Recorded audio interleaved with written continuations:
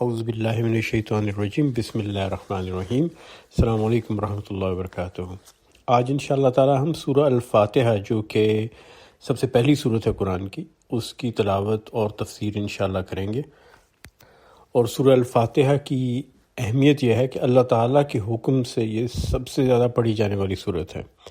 مسلمان اپنے طور پہ جو سورت زیادہ پڑھتے ہیں وہ سورہ اخلاص ہے، لیکن جو سورت اللہ نے حکم دیا ہے ہر نماز میں پڑھنے کا وہ ہے سورہ الفاتحہ۔ اس کے بارے میں حدیث بھی ہے کہ نبی پاک صلی اللہ علیہ وسلم نے فرمایا کہ جو شخص نماز پڑھے اور اس نماز میں وہ ام القرآن نہ پڑھے، سورہ الفاتحہ کو ام القرآن بھی کہتے ہیں، تو اس کی نماز میں کمی رہ جاتی ہے اور وہ مکمل نہیں ہوتی۔ یہی وجہ ہے کہ ہر رکعت میں سورہ الفاتحہ پڑھی جاتی ہے، اور ہم نے آج اس بات کا بھی جواب ڈھونڈنا ہے کہ آخر سورہ الفاتحہ کو بار بار دہرانا، پڑھنا اور ہر وقت پڑھنا، اس کا کیا فائدہ ہے۔ اور یہی نہیں، اللہ تعالیٰ نے جو نمازیں مقرر کی ان میں بہت سی چیزیں دہرائی جاتی ہیں، سبحان ربی العظیم، اللہ اکبر، سبحان ربی اللہ، اور ان کو بار بار دہرانے کا کیا فائدہ، اور نماز کو دن میں 5 بار دہرا کے پڑھنے کا کیا فائدہ ہے۔ تو اس پہ بھی انشاءاللہ ہم سورہ الفاتحہ کی تفسیر کے بالکل آخر میں بات کریں گے۔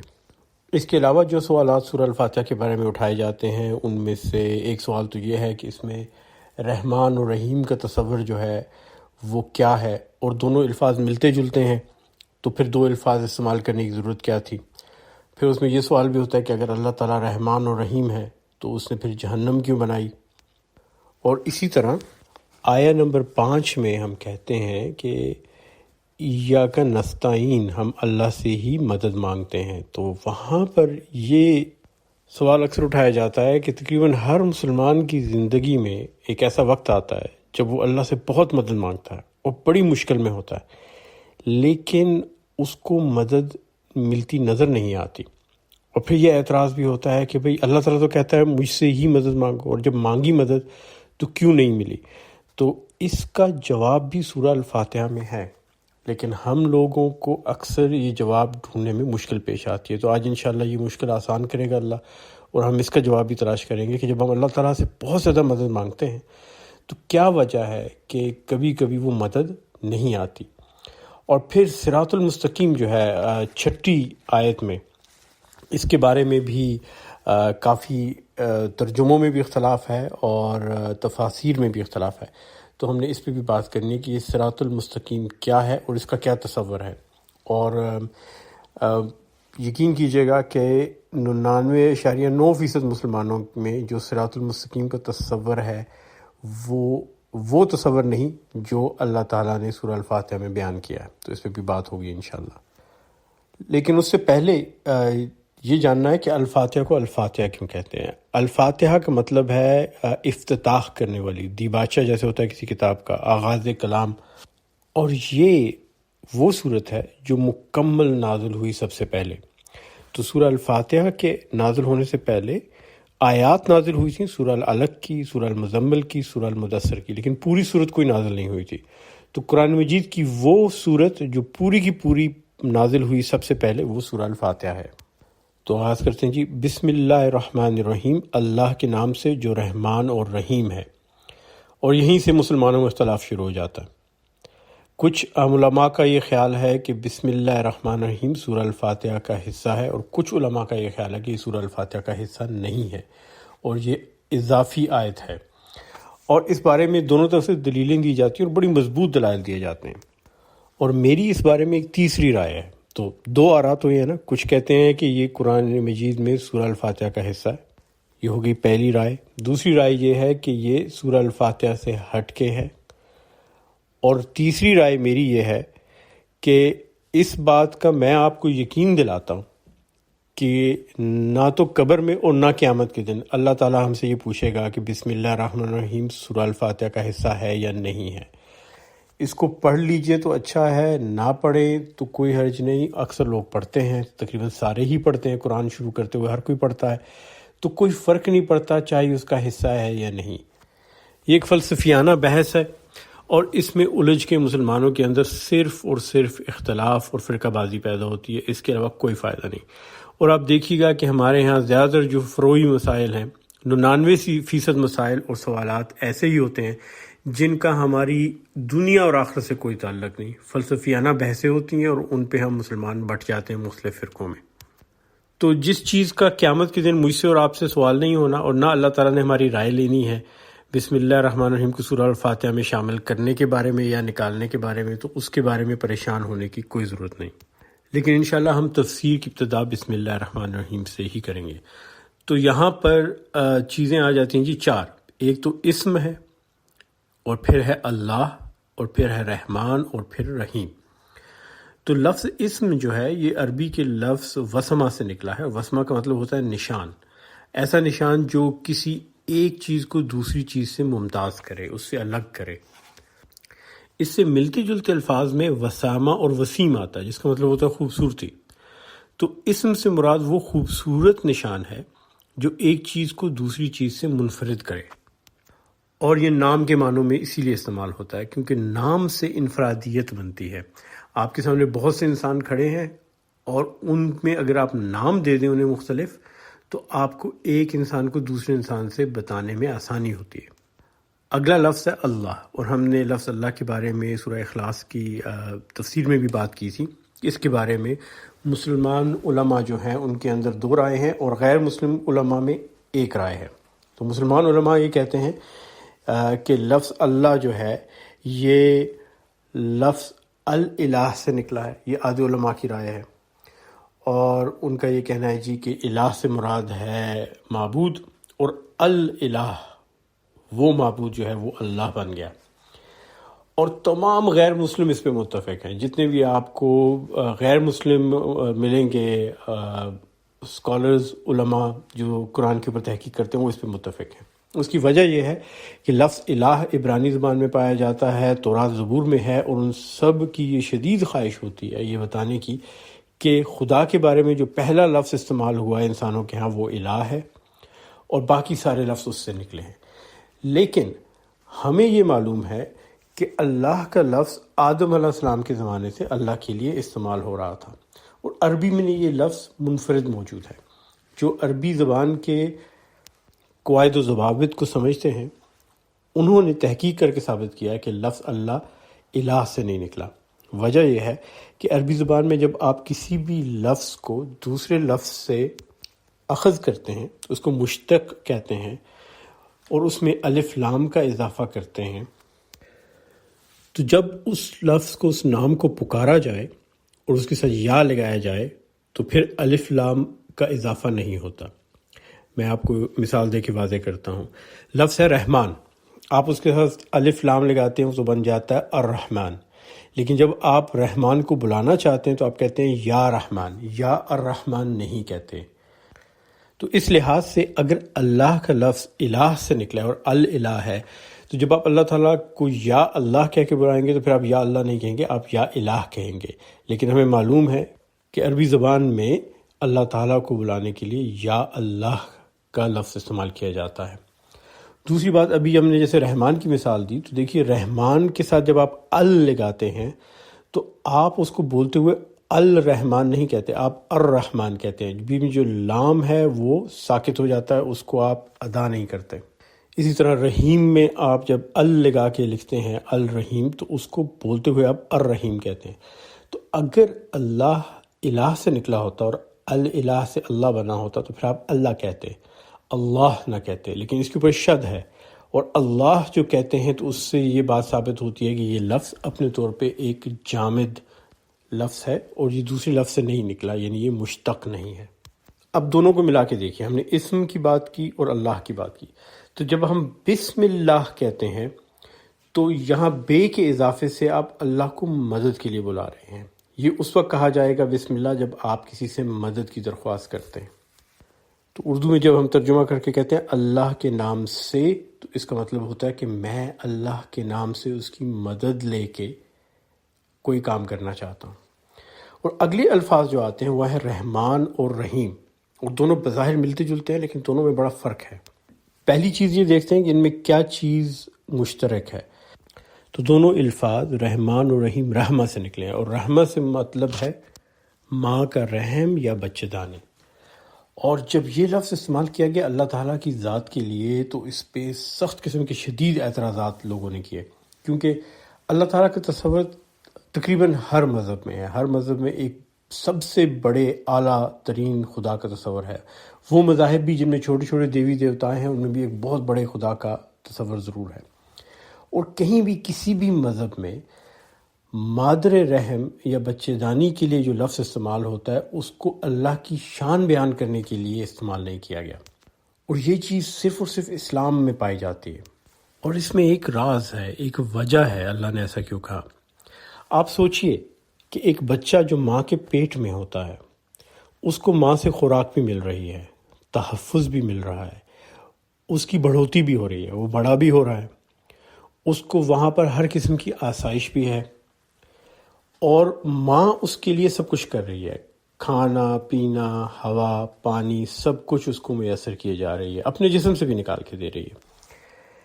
لیکن اس بچے کو اس بات کا علم نہیں، اس کو یہ بھی نہیں پتا کہ ماں ہے، اس نے ماں کو دیکھا نہیں کیونکہ وہ دیکھ ہی نہیں سکتا، اس کے پاس ابھی وہ صلاحیت ہی نہیں ہے دیکھنے کی، اور وہ ماں کے پیٹ کے اندر ہے، اور اس کو یہ بھی نہیں پتا کہ اس کا اتنا خیال رکھنے والی کوئی ذات ہے، لیکن ماں اس کے خیال رکھنے میں کوئی کمی نہیں کرتی۔ تو اس لیے اللہ تعالیٰ نے اس لفظ کو جو عورت کے رحم کے لیے، رحم مادر بچے دانی کے لیے استعمال ہوتا ہے، اپنی رحمت بیان کرنے کے لیے بتایا، اور اس کے ساتھ الرحمن اور الرحیم لگا دیا، یعنی کہ تمہاری سوچ سے بھی زیادہ رحمت۔ ایک تو ماں کی رحمت ہوتی ہے، اسی طرح اللہ کی رحمت انسان کے لیے۔ انسان اللہ تعالیٰ کو دیکھ نہیں سکتا، اس کو محسوس نہیں کر سکتا، اسے پتہ نہیں ہوتا کہ اللہ ہے یا نہیں ہے، لیکن اللہ تعالیٰ اس انسان کے لیے خوراک بھی مہیا کرتا ہے، پانی بھی دیتا ہے، ہوا بھی دیتا ہے، اس کی نشو و نما بھی کرتا ہے، اس کی حفاظت بھی کرتا ہے، اور اس سے بڑھ کر کوئی اور بہتر لفظ ہے نہیں جو اللہ کی اس محبت اور اس رحمت کو بیان کر سکے۔ لیکن فرق یہ ہے کہ اللہ کی محبت اور رحمت ماں کی محبت اور رحمت سے بے انتہا زیادہ ہے، 70 گنا سے بھی زیادہ، ایک حدیث میں آتا ہے۔ اور دوسری وجہ یہاں یہ ہے کہ اللہ تعالیٰ اپنے دین میں عورت کو بہت بلند مقام دیتا ہے، اور یہ کوئی پہلی اور آخری جگہ نہیں ہے قرآن میں جہاں پہ اللہ تعالیٰ نے عورت کو ایک بہت بلند مقام دیا۔ سورہ نساء میں جو کہ 34 صورت ہے، پہلی آیت کے درمیان میں اگر آپ جائیں تو وہاں آتا ہے وَاتَّقُوا اللَّهَ الَّذِي تَسَاءَلُونَ بِهِ وَالْأَرْحَامَ۔ تو جہاں پر اللہ تعالیٰ یہ فرماتا ہے کہ اللہ سے ڈرو، اس کا تقوی کرو، وہیں پہ ارحام کا ذکر ہے۔ اور اگر یہاں پر ایک رحم کا ذکر ہوتا ہے، ایک رحم مادر کا ذکر ہوتا تو ہم یہ سمجھتے کہ ماں کی طرف کہا اشارہ کیا گیا ہے، لیکن جب ارحام کا ذکر آتا ہے تو اس کا مطلب ہے تمام عورتیں، سب عورتوں کا اس میں ذکر آتا ہے، اور یہ پیغام صرف مردوں کے لیے نہیں ہے، یہ مردوں عورتوں دونوں کے لیے ہے۔ تو حقوق نسواں، عورتوں کے حقوق کے بارے میں سب سے پہلے اور سب سے بلند آواز جو بلند کی ہے وہ اسلام نے کی ہے، کہ اللہ تعالیٰ نے اپنے تقوی کے ساتھ، اپنے حقوق کے ساتھ عورتوں کے حقوق کو وابستہ کیا۔ اب اس تناظر میں دیکھیے کہ رحمان اور رحیم کی کیا اہمیت ہے۔ اب اگلا سوال یہ پیدا ہوتا ہے کہ دو الفاظ استعمال کرنے کی ضرورت کیا تھی؟ تو دونوں الفاظ سننے میں تو ایک جیسے لگتے ہیں، رحمان اور رحیم، اور یہ سب نکلے بھی رحم سے ہیں، لیکن ان میں بہت فرق ہے۔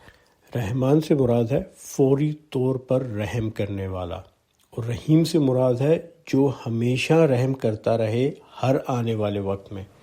انسان کی فطرت ہے کہ انسان جلد باز ہے، اس کو فوری رحم چاہیے ابھی اسی وقت، اور انسان کی ضرورت یہ ہے کہ اس کو ہمیشہ کے لیے اللہ کا رحم ملتا رہے۔ تو ان دو الفاظ کے استعمال سے اللہ تعالیٰ نے انسانی فطرت اور ضرورت دونوں کے تقاضوں کو پورا کر دیا۔ اب اس مقام پہ آ کر جو غیر مسلم ہیں وہ خاص طور پر یہ سوال اٹھاتے ہیں کہ اگر آپ کا اللہ تعالیٰ اتنا رحمان اور رحیم ہے، اور اس میں کوئی شبہ نہیں کہ وہ ہے، تو پھر وہ لوگوں کو جہنم میں کیوں ڈالتا ہے؟ تو اس کا جواب ہے حدیث پاک میں۔ نبی پاک صلی اللہ علیہ وسلم نے فرمایا کلکم یدخل الجنہ الا من ابا، تم میں سے ہر ایک جنت میں داخل ہوگا سوائے اس کے جس نے انکار کیا۔ جب یہ حدیث بیان ہوئی تو صحابہ نے پوچھا کہ بھلا کون انکار کرے گا؟ وَمَنْ يَعْدَى مِنَّا یا رسول اللہ، تو نبی پاک صلی اللہ علیہ وسلم نے کہا من اتانی دخل جنہ ومن عصانی فکذب، تو جس نے میری اطاعت کی وہ جنت میں داخل ہوا، اور جو بھول گیا وہ جنت میں داخل نہیں ہوگا۔ تو یہاں یہ واضح ہوتا ہے کہ جنت میں جانے کی تو اللہ تعالیٰ نے ہر ایک کے لیے گنجائش رکھی ہے، بلکہ ایک اور حدیث میں آتا ہے کہ جنت کے اعلیٰ ترین مقامات میں جو سب سے اعلیٰ مقام ہے، وہاں ہر انسان کے لیے آدم علیہ السلام سے لے کر آخری انسان تک کے لیے محل ہے۔ یہ ہمارے بس میں ہے کہ ہم اسے حاصل کریں یا نہیں، اور اگر کوئی وہاں تک نہیں پہنچ پاتا تو یہ اپنی مرضی سے اور اپنے اعمال سے وہاں نہیں پہنچ پاتا، اور اگر کوئی جہنم میں جاتا ہے تو اس راستے کا بھی وہ خود اختیار کرتا ہے۔ اللہ تعالیٰ کبھی کسی کو زبردستی جہنم میں نہیں بھیجتا۔ اگلی آیت ہے الحمدللہ رب العالمین، شکر اور تعریف اللہ ہی کے لیے ہے جو تمام کائناتوں کا رب ہے۔ یہاں عام طور پہ جب آپ ترجمہ پڑھیں گے تو اس میں آئے گا تعریف اللہ ہی کے لیے ہے، لیکن حمد کا لفظ جو ہے وہ صرف تعریف کے لیے نہیں آتا۔ تعریف کے لیے عربی میں لفظ ہے مدح، اور شکر کے لیے لفظ ہے شکر، لیکن حمد جو ہے اس میں شکر اور مدح دونوں آتی ہیں، تعریف بھی آتی ہے اور شکر بھی آتا ہے۔ اور جب ہم کہتے ہیں الحمدللہ تو اس کا مطلب ہے تمام شکر اور تمام تعریف صرف اللہ ہی کے لیے ہے، چاہے میں اور آپ ادا کریں یا نہ کریں، اس بات کو تسلیم کریں یا نہ کریں، اس بات کو سمجھیں یا نہ سمجھیں، تمام شکر اور تعریف صرف اللہ کی ذات کے لیے۔ اور وہ اللہ کون ہے؟ وہ رب العالمین ہے۔ اب رب سے کیا مراد ہے؟ لفظ رب میں 6 خصوصیات ہیں۔ ایک تو یہ کہ رب کے پاس ہر چیز کی طاقت اور ملکیت ہے، سو ہر چیز کا وہ مالک بھی ہے اور اس کے پاس اس کی طاقت بھی ہے۔ پھر وہ مربی ہے، اسے پالنے والا ہے۔ پھر وہ القیم ہے، اسے قائم رکھنے والا ہے، اور اس کو عطا کرنے والا ہے، المنعم ہے، انعام دینے والا ہے۔ اور یہ سب کام وہ اس کے لیے ابتدا سے لے کر انتہا تک کرتا ہے۔ تو لفظ رب ایک عام معمولی لفظ نہیں ہے، اس میں وہ تمام خصوصیات آ جاتی ہیں۔ سو ابتدا سے لے کے انتہا تک پالنے والا، بنانے والا، قائم رکھنے والا، انعام دینے والا، جس میں یہ سب خصوصیات ہوں گی وہ رب ہوگا۔ اور پھر آخری لفظ پہ غور کیجئے، العالمین، تمام کائناتوں کا رب۔ تو یہ تصور دیکھیے کہ پہلی ہی 3 آیات میں قرآن کے شروع ہوتے ہی اللہ تعالیٰ نے بیان کر دیا کہ تمہاری دنیا صرف ایک نہیں ہے، میں نے بہت سی دنیایں بلکہ کائناتیں بنائی ہیں، ان سب کائناتوں کا میں پالنے والا ہوں، ان کا رب ہوں، ان کا مالک ہوں۔ اور اس زمانے میں صرف تصور یہ تھا کہ یہ پوری کائنات یہ دنیا ہی ہے، زمین کرۂ ارض جو ہے یہ پوری کائنات ہے، اور اس کے آسمان میں سورج چاند ستارے جو ہیں وہ تو صرف اسی دنیا کے لیے لگائے گئے ہیں۔ لیکن اللہ تعالیٰ سورہ فاتحہ میں پہلی صورت میں ہی یہ واضح کر دیتا ہے کہ کائنات بہت بڑی ہے، اور اس سے آگے کئی اور کائناتیں ہیں، اور یہ ہماری زمین اور ہماری دنیا کچھ بھی نہیں ہے اس میں۔ اور اللہ تعالیٰ ان تمام کائناتوں کا بنانے والا، پالنے والا، مالک اور رب ہے۔ اور پھر اس رب کی خصوصیات اگلی آیت میں بیان کی گئی ہیں، الرحمن الرحیم، اور اس پہ ہم تفصیل سے بات کر چکے ہیں بسم اللہ الرحمن الرحیم میں۔ لیکن الرحمن الرحیم میں تو صرف رحم ہی رحم ہے، اس میں محبت ہے، خیال ہے، پرورش ہے۔ اور اگلی آیت میں آتا ہے مالک یوم الدین، روز جزا کا مالک۔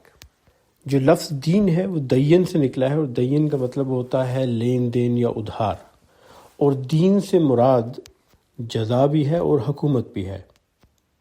اب جیسے لفظ دین کا مطلب ہے ادھار دینا یا لین دین کرنا، تو اللہ تعالیٰ یہ بتا رہا ہے کہ اس دنیا میں ہمیں جو کچھ بھی ملا ہے، ہماری زندگی، ہمارا وقت، ہمارے مواقع، ہمارا مال، دولت، وہ سب ہے اللہ کا، اور اس نے ہمیں دیا ہے، اور اس سب کا حساب لے گا۔ تو یوم جزا پہ مالک یوم الدین نے حساب لینا ہے اور پوچھنا ہے کہ تمہیں جو جو کچھ میں نے دیا اس کو تم نے کیسے خرچ کیا، اس سے تم نے اپنے لیے کیا فائدہ حاصل کیا، اور میری باقی مخلوق کو کیا فائدہ پہنچایا۔ اب یہاں تک تو آگے عبادت اور ایمان کی بات، اب آگے اعمال کی بات شروع ہو رہی ہے۔ تو آیت نمبر 5 ہے ایاک نعبد و ایاک نستعین، ہم تیری ہی عبادت کرتے ہیں اور تجھ ہی سے مدد مانگتے ہیں۔ یہاں پہ میں لفظوں پہ زور دے رہا ہوں، تیری ہی، اس کا مطلب ہے صرف اور صرف اللہ کی عبادت، اللہ کے علاوہ کسی اور کی عبادت نہیں ہوگی، اور تجھ ہی سے مدد مانگتے ہیں، تو صرف اور صرف اللہ سے مدد مانگی جائے گی اور اللہ کے علاوہ کسی اور سے مدد نہیں مانگی جائے گی۔ لفظ عبادت جو ہے اس کے اندر دو چیزیں آتی ہیں، اس میں ایمان بھی آتا ہے اور اعمال بھی آتے ہیں، یعنی پوجا اور پرستش آ گئی ایمان کے حصے میں، اور اعمال میں اطاعت، فرمانبرداری، بندگی اور غلامی آ گئی۔ اور علماء اور مفسرین کا کہنا ہے کہ عبادت میں 5 چیزوں کا ہونا لازم ہے۔ اس میں اطاعت ہونی ہے، اللہ کی محبت، اللہ پہ توکل، خلوص نیت، اور اللہ کی بتائی ہوئی شرائط کے مطابق عمل کرنا۔ تو اس چیز کو یاد رکھیے گا کہ عبادت یا عبودیہ جو ہے اس کے اندر 2 چیزیں ہیں، ایمان، پوجا پرستش، اور اعمال، اطاعت اور فرما برداری۔ اور آپ دیکھیں گے کہ آگے چل کر کس طرح یہ چیزیں باقی آیات میں بیان ہو رہی ہیں۔ لیکن آیت کا دوسرا حصہ جو ہے وہ بہت اہم اور دلچسپ ہے، وَإِيَّاكَ نَسْتَعِينُ، اور ہم تجھ ہی سے مدد مانگتے ہیں۔ اور یہاں آتا ہے وہ سوال کہ کئی دفعہ ایسا ہوتا ہے کہ انسان اللہ سے مدد مانگتا ہے اور اس کو اللہ کی مدد آتی ہوئی دکھائی نہیں دیتی، اور اسی سوال کا جواب ہے ایاک نستعین میں۔ عربی زبان میں مدد کے لیے جو الفاظ استعمال ہوتے ہیں نا، اس میں لفظ مدد بذات خود ہے، مساعدہ ہے، نجدہ ہے، معاونہ ہے، معاونت سے جس سے معاونت کا لفظ نکلا ہے، نصر ہے، لیکن اللہ تعالیٰ نے ان میں سے کوئی لفظ استعمال نہیں کیا۔ اللہ نے لفظ استعمال کیا ہے نستعین، جو لفظ اون سے آیا ہے اور استعانہ سے آیا ہے۔ اب اس میں ایک بہت بڑا فرق ہے۔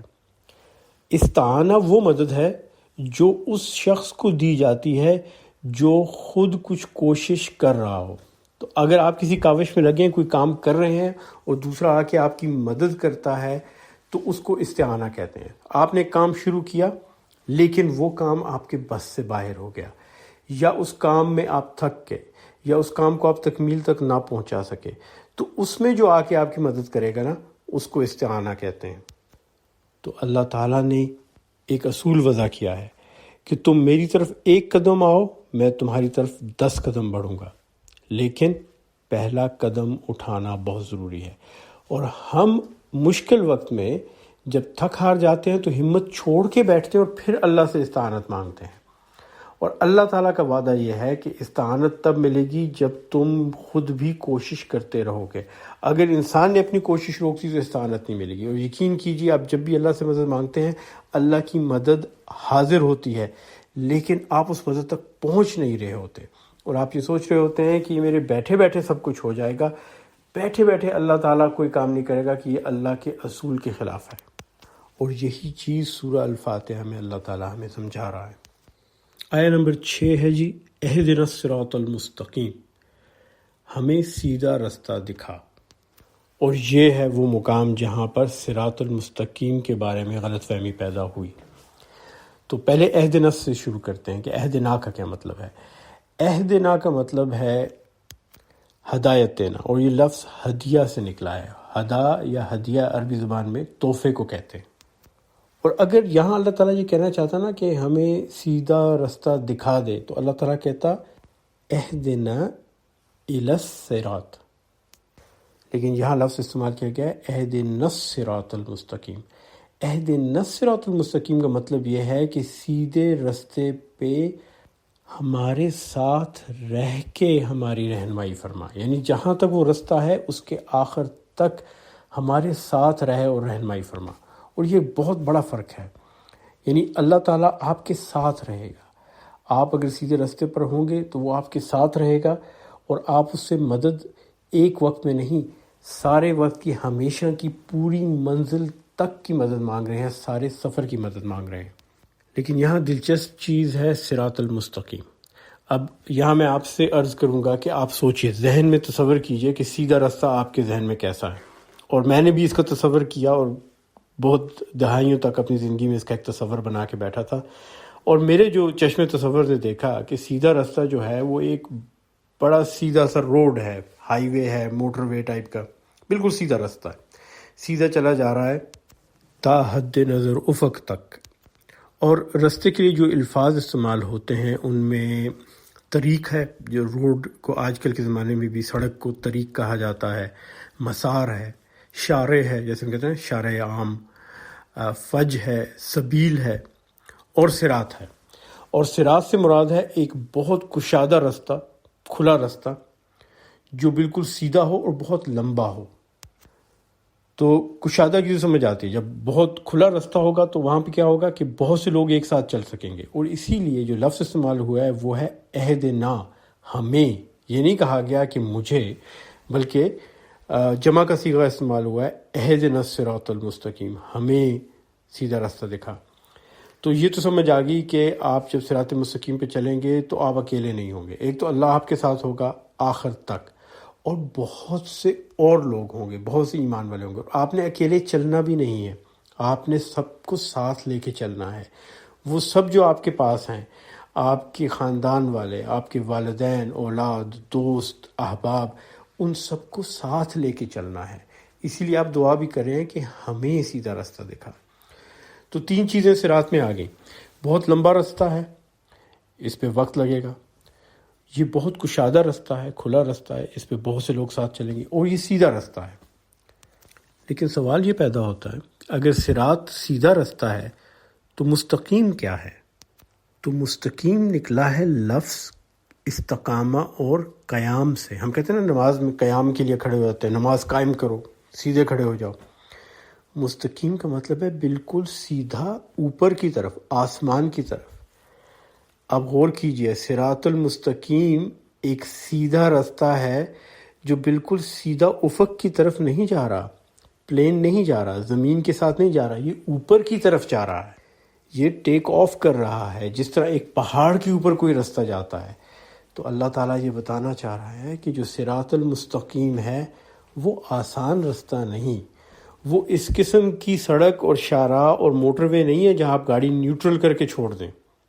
آپ جب چڑھائی پہ چڑھتے ہیں تو آپ کو بہت محنت کرنی پڑتی ہے۔ تو صراط المستقیم آسان نہیں ہوگا، اس میں لگاتار ہر وقت محنت کرنی پڑے گی۔ اور پھر اس میں ایک اور خوبصورتی دیکھیں کہ آپ جیسے جیسے اوپر جائیں گے تو آپ اللہ کے قریب ہوں گے، اور جیسے جیسے اوپر جائیں گے تو آپ کو دنیا کا زیادہ نظارہ نظر آئے گا، آپ کو زیادہ حالات پتہ چلتے ہیں دنیا کے۔ جب آپ ایک پہاڑ کے بالکل نیچے کھڑے ہوں تو آپ کو صرف اپنے ارد گرد کی جگہ نظر آتی ہے، لیکن آپ پہاڑ کے اوپر چلے جائیں تو آپ کو بہت دور دور تک کے علاقے نظر آتے ہیں۔ اب یہاں ایک بات سوچئے، ایک بہت اونچا پہاڑ ہے اور اس کے اوپر ایک صراط المستقیم ہے، سیدھا اوپر جانے والا چڑھائی والا رستہ ہے، اور آپ اس پہ چل رہے ہیں۔ سوچئے کہ یہ پہاڑ کوہ ہمالیہ ہے، یہ K2 کا پہاڑ ہے، تو آپ جتنا اوپر چلتے جائیں گے آپ اپنی منزل کے قریب ہوتے جائیں گے، لیکن اس میں 2 چیزیں ہوں گی۔ نمبر 1، جتنا آپ منزل کے قریب ہیں اتنا ہی خطرہ ہے کہ اگر آپ کا پاؤں پھسل گیا تو آپ اپنی منزل سے بہت دور چلے جائیں گے، اور اگر پاؤں پھسلا تو آپ بہت بری طرح گریں گے۔ تو یہاں اللہ تعالیٰ یہ بتا رہا ہے کہ جب تم صراط مستقیم پہ چلو گے تو جو تم آگے بڑھتے جاؤ گے احتیاط زیادہ ہوتی جائے گی۔ آپ دیکھیں گے جو کوہ پیما ہوتے ہیں، پہاڑوں پہ چڑھنے والے، وہ جب اپنی منزل کے قریب پہنچتے ہیں زیادہ محتاط ہو جاتے ہیں، وہ نہیں چاہتے کہ ان کا پاؤں پھسلے، اور ابھی تک جتنی محنت کر کے اوپر آئے وہ ساری محنت ضائع ہو جائے اور دوبارہ نئے سرے سے شروع کرنا پڑے۔ تو اللہ تعالیٰ یہ فرماتے ہیں کہ صراط المستقیم پہ جیسے جیسے تم بڑھتے جاؤ گے تم میں احساس ذمہ داری زیادہ ہونا چاہیے، غرور نہیں آنا چاہیے، اور جیسے اپنی منزل کے قریب ہوتے جاؤ تو محنت اور احتیاط زیادہ کر دو، کہیں ایسا نہ ہو کہ اپنی منزل کے قریب پہنچ کر تم بے فکری میں مبتلا ہو جاؤ اور جتنا کچھ حاصل کیا وہ سب ضائع ہو جائے۔ اور اگلی آیت میں اللہ تعالیٰ مثال دے کے واضح کر رہے ہیں کہ کیا کیا مسائل پیش آ سکتے ہیں۔ صراط الذین انعمت علیہم غیر المغضوب علیہم ولا الضالین، ان لوگوں کا راستہ جن پر تو نے انعام فرمایا، جو معتوب نہیں ہوئے اور جو بھٹکے ہوئے نہیں ہیں۔ تو یہاں 3 قسم کے لوگوں کو اللہ نے بیان کیا۔ پہلے وہ جن پہ اللہ تعالیٰ کی نعمت ہوئی، انعام ہوا۔ لفظ نعومہ انعامتا جو ہے اس سے مراد ہے آسانی پیدا کرنا۔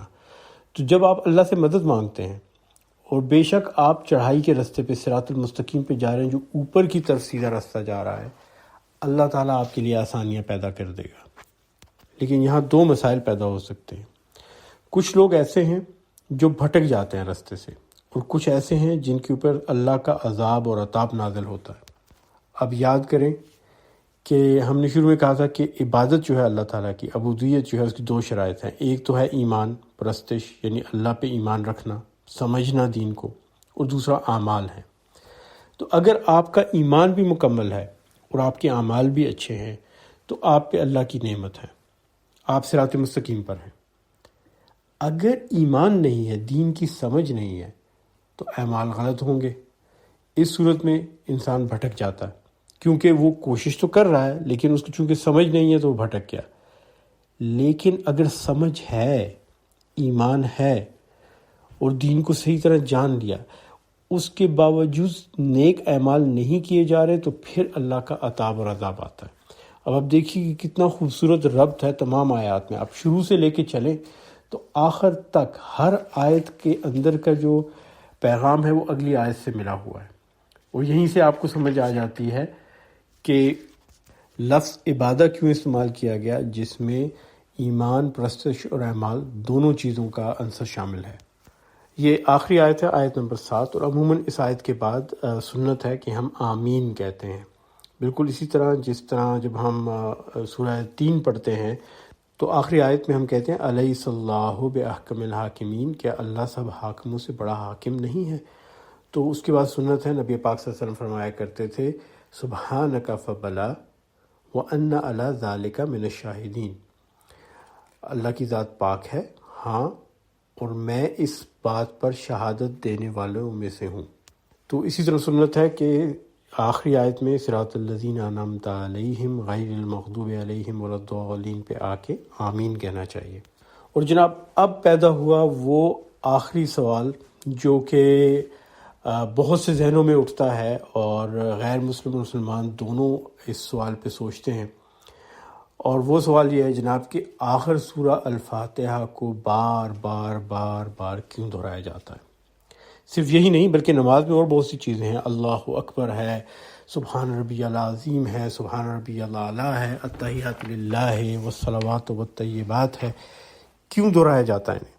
اور پھر اس سے بھی بڑھ کر نماز کو کیوں دہرایا جاتا ہے؟ دن میں 5 دفعہ کیوں نماز پڑھی جاتی ہے؟ بار بار نماز کیوں پڑھی جاتی ہے؟ اور آپ نے اگر نفلی نماز پڑھنی ہے تب بھی آپ نے سورہ فاتحہ پڑھنی ہے، آپ نے فرض پڑھنی ہے تب بھی سورہ فاتحہ ہے، سنت ہے تو تب بھی سورہ فاتحہ ہے۔ آخر اس کو دہرانے کی وجہ کیا ہے؟ فائدہ کیا ہے اور وجہ کیا ہے؟ تو جناب اس کا جواب ہے انسان کے دماغ میں۔ انسان کا جو دماغ ہے اس کے 2 حصے ہیں۔ ایک وہ حصہ ہے جو بہت پرانا دقیانوسی پریمیٹیو برین ہے، جو ہمارا بالکل قدیم قسم کا دماغ ہے۔ یہ جو قدیم دماغ ہے نا، یہ ویسا ہی ہے جیسا جانوروں میں پایا جاتا ہے، اور اس قدیم دماغ کے اندر انسان کے جذبات ہوتے ہیں۔ کون سے جذبات؟ غصے کے، خوف کے، خوشی کے، غم کے۔ اور جب بچہ پیدا ہوتا ہے تو اس کے دماغ میں یہ حصہ کافی حد تک بن چکا ہوتا ہے۔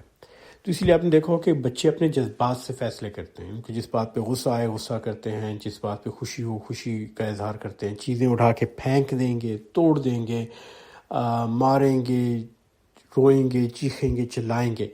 تو یہ وہ اپنے قدیم دماغ سے استعمال کر کے فیصلے کر رہے ہوتے ہیں، اور یہ وہی دماغ ہے جو جانوروں میں ہوتا ہے۔ جانوروں میں بھی آپ نے دیکھا ہوگا اسی قسم کا رویہ پایا جاتا ہے۔ لیکن اس کے ساتھ اللہ تعالیٰ نے ہمیں ایک دوسرا دماغ دیا ہے جس کو کہتے ہیں نیو کارٹیکس، جس کو آپ نیا دماغ کہہ سکتے ہیں۔ یہ دماغ کا ایک بہت بڑا حصہ ہے، اور انسانوں کے اندر یہ دماغ کا حصہ باقی تمام جانوروں کی نسبت بہت بڑا ہے، بلکہ کچھ جانور تو ایسے ہیں جن میں یہ دماغ سرے سے پایا ہی نہیں جاتا۔ اور یہ ہے وہ دماغ جس میں ہماری عقل اور فہم، سوچ اور احساسات ہوتے ہیں، صرف جذبات نہیں، احساسات۔ یہ جو نیا دماغ ہے نیو کارٹیکس، یہ پیدا ہوتے وقت اتنا زیادہ مستحکم اور مضبوط نہیں ہوتا، اور نہ ہی اس کا نظام مربوط ہوتا ہے. اس کے اندر ابھی نئے کنیکشن بن رہے ہوتے ہیں، جو آپ کے اعصاب ہیں ان کے درمیان نئی رابطے بن رہے ہوتے ہیں، نئی شاہراہیں کھل رہی ہوتی ہیں. یہ عمر کے ساتھ ساتھ بنتا ہے. اور ہمارے آباء و اجداد کو بھی اس کا پتہ تھا. وہ کہا کرتے تھے کہ ایک انسان جب عمر میں بڑھتا ہے تو اس کا ذہن پختہ ہوتا جاتا ہے. تو یہ وہ ذہن ہے جو پختہ ہوتا جاتا ہے، لیکن اس کے لیے ضروری ہوتا ہے کہ اسے بار بار استعمال کیا جائے. اگر اس دماغ کو استعمال نہیں کیا جائے گا تو انسان ہمیشہ اپنے قدیم دماغ میں، جس میں صرف اور صرف جذبات ہوتے ہیں، غصہ، نفرت، خوف اور اضطراب، اسی کو استعمال کرتا ہے، کیونکہ اسے عادت ہوتی ہے بچپن سے اسے استعمال کرنے کی. اور آپ نے دیکھا ہوگا کچھ لوگ 40، 50، 60، 70 سال کی عمر کو پہنچ جاتے ہیں، لیکن ان کے اندر کا بچپنا نہیں جاتا. وہ جب غصے میں آتے ہیں تو گالی گلوچ کرتے ہیں، مار پٹائی کرتے ہیں، چیختے چلاتے ہیں، بالکل بچوں کی طرح. تو یہ وہ ہوتے ہیں لوگ جنہوں نے اپنے دماغ کے اس حصے کو جس میں سوچ اور سمجھ اللہ نے دی ہے، نیو کارٹیکس، دماغ کا بہت بڑا حصہ ہے جو اوپر پایا جاتا ہے، اس کو استعمال نہیں کیا اور اس کی تربیت نہیں کی. اس کی تربیت کے لیے ضروری ہے کہ اس کے اندر بار بار باتوں کو، چیزوں کو دہرایا جائے، ایک ہی عمل کو بار بار دہرایا جائے. جب آپ بار بار اسے استعمال کرتے ہیں اور اس کے اندر کسی چیز کو دہراتے ہیں تو اس کی نشو و نما زیادہ ہوتی ہے، اور پھر یہ اتنا طاقتور ہو جاتا ہے کہ یہ آپ کے قدیم دماغ کو، پریمیٹیو برین کو، نیو کارٹیکس جو نیا دماغ ہے، یہ کنٹرول کر لیتا ہے. اور پھر جب آپ فیصلے کرنے لگتے ہیں تو آپ کے فیصلوں کا مرکز آپ کے دماغ کا اوپر والا حصہ ہوتا ہے، نہ کہ نچلا حصہ. اور یہ وہ وجہ ہے جس کے لیے اللہ تعالیٰ ہم سے بار بار چیزوں کو دہراتا ہے. 5 وقت کی نماز کو دہرانا، سورہ فاتحہ کو دہرانا، اللہ اکبر کہنا، سبحان ربی الاعلیٰ کہنا، سبحان ربی العظیم کہنا، اور بار بار دہراتے رہنا اصل میں آپ کے دماغ کے اعلیٰ ترین حصوں کو تیار کر رہا ہوتا ہے. اور آپ دیکھیں گے جو شخص کافی عرصے تک نماز پڑھتا رہے اور باقاعدگی سے پڑھتا رہے، اس کی ذہن میں، اس کی سوچ میں اور اس کی طبیعت میں ایک ٹھہراؤ آ جاتا ہے. اور جو شخص مذہب سے دور رہتا ہے اس کے اندر وہ لاؤبالی پن، وہ بچپنا اور وہ تھوڑی سی حیوانگی اور درندگی کا اثر رہتا ہے. تو یہ وجہ ہے کہ اللہ تعالیٰ نے ہمیں بار بار سورہ فاتحہ کو دہرانے کا کہا ہے، تاکہ ہم بار بار یاد کرائیں اپنے آپ کو کہ ایاک نعبد و ایاک نستعین کیا ہے، اہدنا الصراط المستقیم کیا ہے، صراط الذین انعمت علیہم سے کیا مراد ہے، اور مغضوب ہونے والے کون ہیں، والضالین کون ہیں. اور اس چیز کو جب آپ بار بار دہرائیں گے تو آپ کے ذہن کے جو اعلیٰ حصے ہیں، جو اعلیٰ سطح کا ذہن ہے، اس کی تربیت ہوگی اور وہ مضبوط سے مضبوط تر ہوتا جائے گا. اور ماہرین نفسیات اور سائنسی تحقیق کرنے والے جو لوگ ہیں وہ اس بات کے قائل ہیں، اور وہ کہتے ہیں کہ اس میں ری انفورسمنٹ کے پہلو ہیں، فیسیلیٹیشن آف نیورونز ہیں، اور بہت سی سائنسی ٹرمز انہوں نے ایجاد کی ہیں. اور اب وہ کہتے ہیں کہ اپنے ذہن کو اگر آپ تربیت دینا چاہیں تو اس کا واحد طریقہ یہ ہے کہ آپ اپنی مثبت سوچ اور فیصلوں کو بار بار دہرائیں. اور اللہ تعالیٰ نے یہ بات ہمیں 1400 سال پہلے بتا دی اور پورا ایک نظام وضع کر دیا. لیکن یہاں اس چیز کی اہمیت بھی دیکھیں کہ سورہ الفاتحہ کو سمجھ کے پڑھنے میں اور بغیر سمجھ کے پڑھنے میں کتنا بڑا فرق ہے. اگر ہم بغیر سمجھے پڑھیں گے تو ہمارے ذہن کی وہ تربیت اور وہ نشو و نما نہیں ہو سکتی جو اس کو سمجھ کے پڑھنے سے ہے. اور جب تک ہم قرآن کو اور اللہ کے کلام کو سمجھ کر نہیں پڑھیں گے تب تک ہماری روح پہ، ہمارے ذہن پہ، ہمارے دل پہ اس کے وہ اثرات مرتب نہیں ہو سکتے جن کے لیے اللہ تعالیٰ نے قرآن نازل کیا تھا. تو دعا کریں اللہ تعالیٰ ہم سب کو اپنے دین کو صحیح سمجھنے اور اس پر صحیح چلنے کی توفیق عطا فرمائے، اور ہمیں اسے صحیح سمجھائے اور اس پہ صحیح چلائے. آمین ثم آمین. سننے کا بہت بہت شکریہ. ان سب لوگوں کا بہت بہت شکریہ جن کی وجہ سے یہ تفسیر قرآن کا سلسلہ جاری ہے. خاص طور پہ یاسر سلیم کا جو انتھک محنت کرتا ہے اور اس کی ویڈیو بنا کے باقاعدگی سے ہر ہفتے ڈالتا ہے. اللہ تعالی ہم سب کو اور خاص طور پہ یاسر کو دنیا آخرت میں اس کا اجر عطا فرمائے. آمین ثم آمین. دعاؤں میں یاد رکھیے گا. انشاءاللہ اگلے جمعے کو پھر ملاقات ہوگی. السلام علیکم ورحمۃ اللہ وبرکاتہ.